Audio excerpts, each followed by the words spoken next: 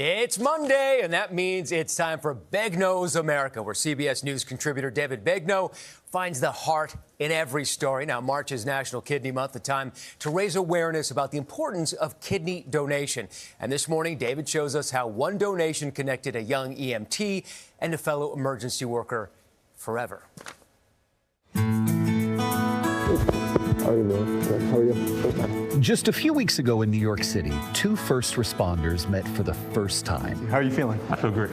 But they were already connected for life, not by the job, but by this college student, saving this police officer's life without ever meeting him.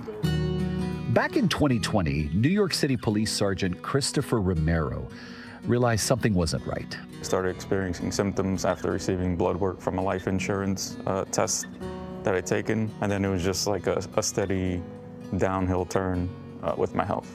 His kidneys were failing, so he went on dialysis. It's like when you get a crack in your windshield. It starts out very small, and then progressively it gets bigger, and then as it gets bigger, it goes very rapidly. So it got really bad last year. What Sergeant Romero didn't know was that his second chance was already out there, nearly 3,000 miles away. He was an EMT and a junior at the University of Nevada, Reno. His name was Lucas Gorlick. I had met someone with a kidney transplant, and that's when I went home. I started doing my research into organ donation as a whole, and from there I kind of asked myself if there was a first responder database, and that's when I came across Kidneys for Communities. Kidneys for Communities is a national nonprofit that helps people donate an organ to a community they care about, at no cost to the donor. Around that same time, a fellow officer told Chris to set up a profile. I read his bio, and something about it stuck out to me, and so I was like, you know what, I'll get tested. There's no way we're a match.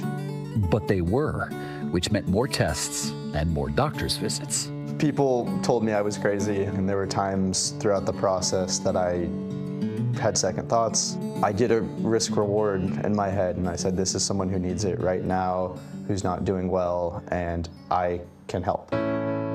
So Lucas stuck with it until December, when he gave up his Christmas break for a 6-hour surgery that gave Chris his life back.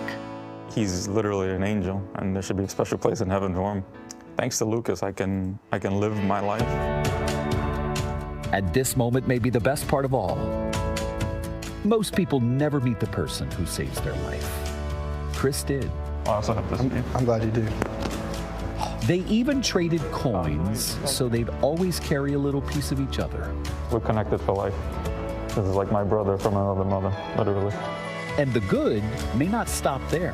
My mom's now considering donating. That's amazing. Yeah, she's fine. And that's how good spreads.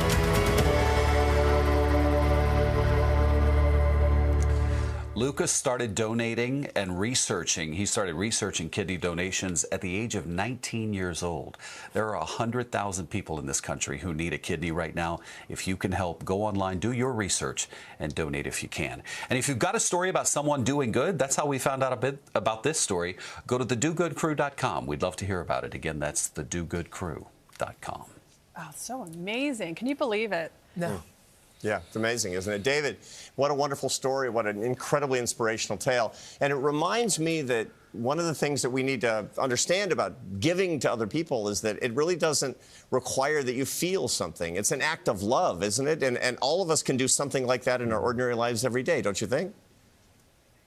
Everybody can, Arthur, and when you see a story like this, I think it motivates the average everyday person to say, maybe I can too, so let me look it up right now and find a way to give. But we can also think small. A kidney's a pretty big thing to give, and I think if more people think about the little things and then you can build up, maybe that's the way. Such a good story, David. Thank you so much, as always. Thanks, and remember to check out David's podcast, The Person Who Believed in Me.